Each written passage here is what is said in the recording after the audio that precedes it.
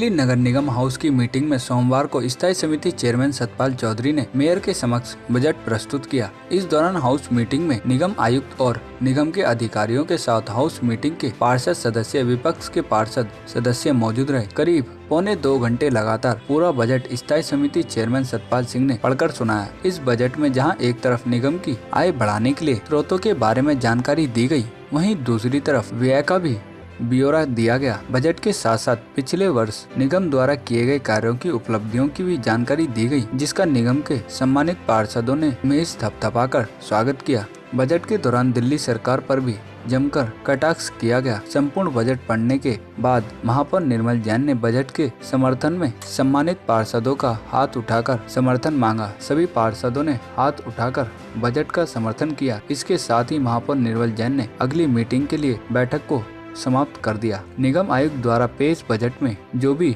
नए कर लगाए गए थे, जनता के हितों का ध्यान रखते हुए वे सभी कर समिति ने निरस्त कर दिए हैं।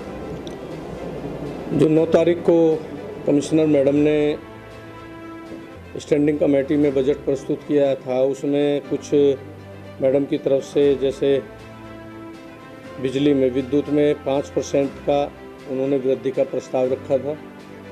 संपत्ति कर में 5% में उपकर, शिक्षा उपकर लगाने का था और संपत्ति कर में 15% का सुधार कर टैक्स लगाने का था। आजीविका व्यवसायिक कर लगाने का था और एक संपत्ति के जो नामांतरण रजिस्ट्री होती है उसमें 1% के शुल्क बढ़ाने का प्रस्ताव था।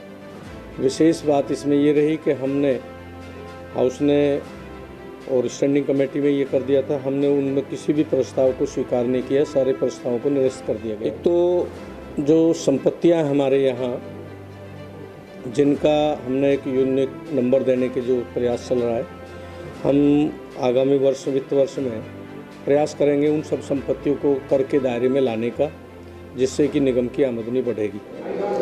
आज हमारे स्टैंडिंग कमेटी के चेयरमैन श्री सतपाल जी ने बजट पेश किया है। बहुत अच्छा और सराहनीय बजट है। मैं बजट की प्रशंसा करता हूं। उसके अंदर पिछले वर्ष का पूरा लेखा जोखा प्रस्तुत किया है और आगे की क्या योजनाएं वो रखी गई हैं। अच्छी योजना है। मैं समझता हूं कि अगर फंड का अभाव नहीं होता तो ये बहुत ही सराहनीय बजट रहेगा। देखिए, निश्चित तौर पर योजनाएं बनाई जाती हैं, योजनाएं तो कार्यान्वित होंगी। अगर बजट का अभाव रहा तो उसमें कुछ सोचना पड़ेगा, अदरवाइज़ योजनाएं तो पहले भी हम करते आ रहे हैं। जो बजट के अभाव में भी निगम पार्षदों ने काम किया है, हमारी स्टैंडिंग कमेटी चेयरमैन ने काम किया है, सारे ईडीएमसी ने काम किया है।